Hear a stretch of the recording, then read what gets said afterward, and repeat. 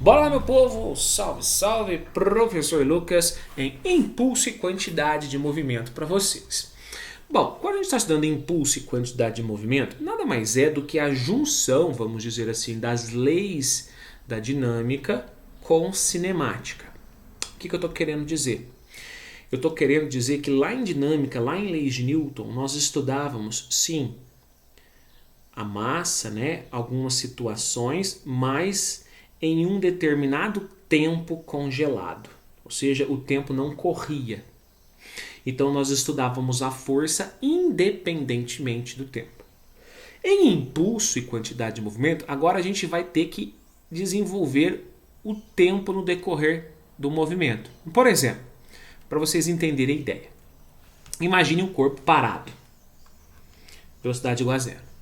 Nós sabemos que para que o corpo adquira uma velocidade, ou seja, para que ele tenha aceleração, é necessário aplicar uma força.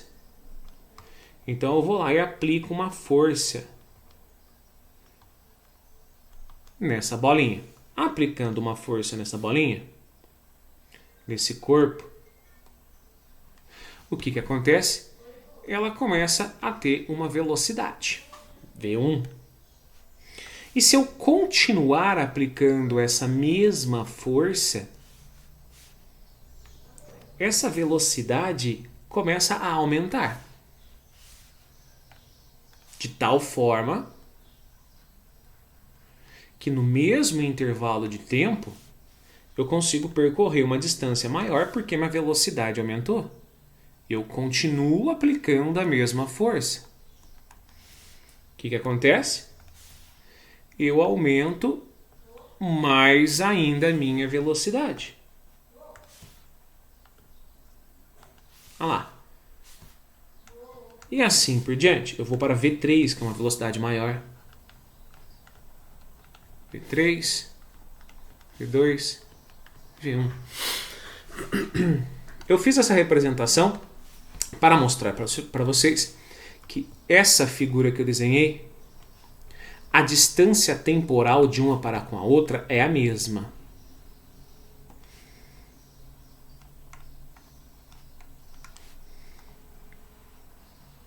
Mas a distância espacial é diferente. Então, quando eu estou falando de impulso e quantidade de movimento, eu estou estudando o que acontece com a velocidade quando eu aplico uma força em um determinado intervalo de tempo. Moral da história: nós vamos definir que impulso nada mais é do que a força aplicada em um determinado intervalo de tempo. Isso é definição de impulso. Impulso, força vezes tempo. No sistema internacional, força é Newton, tempo é segundos.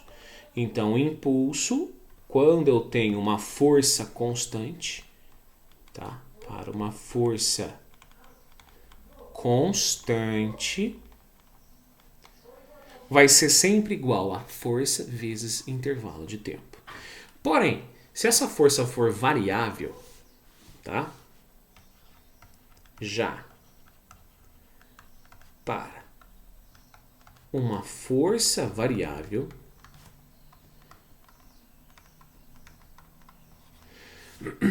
no ensino médio, a maneira que nós vamos encontrar esse impulso vai ser através do equivalente à área do gráfico, mas tem que ser um gráfico de força por tempo. Certo?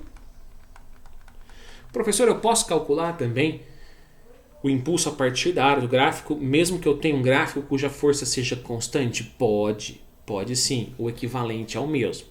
Bom, o que mais que nós conseguimos tirar de informação desse sistema, dessa definição de impulso? Olha só, matematicamente a gente pode dizer o seguinte, ó. Se impulso é força vezes tempo, e força, segundo Newton, é massa vezes aceleração, a gente pode dizer matematicamente massa vezes aceleração. Aceleração é ΔV por ΔT. Olha só, eu tenho um tempo em cima, tenho um tempo embaixo. Sobrou o quê? Sobrou impulso é igual a massa vezes variação da velocidade. O que é variação da velocidade mesmo? Não é velocidade final menos velocidade inicial? Ou seja, impulso é igual, se eu fizer a distributiva, mv final menos mv inicial.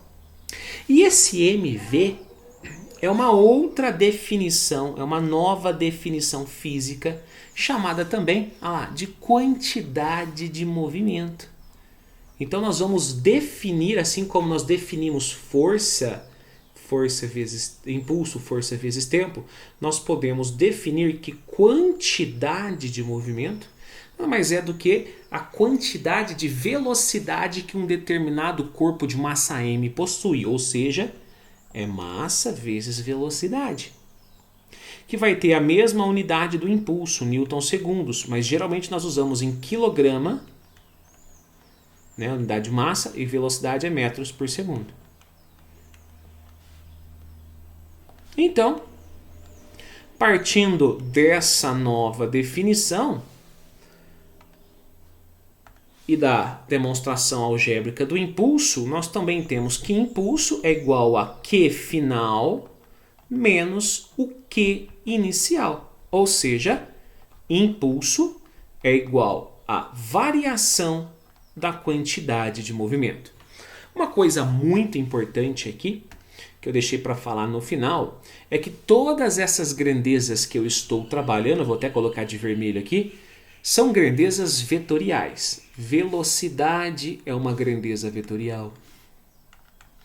Força é uma grandeza vetorial. Impulso, por conta da força ser uma grandeza vetorial, é também uma grandeza vetorial. E quantidade de movimento também é vetorial, porque a velocidade é vetorial.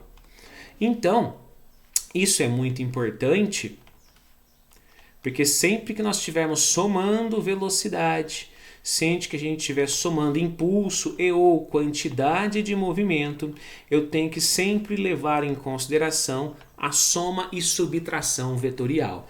Ou seja, eu tenho que somar eixo x com eixo x, eixo y com eixo y, tá bom? E se eu tiver uma componente vetorial tanto em x quanto em y, eu tenho que decompor ela em x e decompor ela em y, assim como nós trabalhávamos em leis de Newton.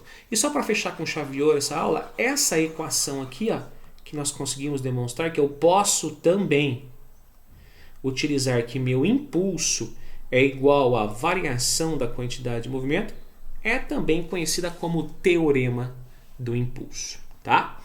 Então anota aí, pessoal, impulso é uma definição. Impulso é força vezes tempo. Ou, se eu tiver uma força variável, eu posso também encontrá-lo através da área de um gráfico. E tem um teorema que algebricamente é demonstrável e fala que impulso também pode ser igual à variação da quantidade de movimento. Isso é tudo, pessoal, e fui!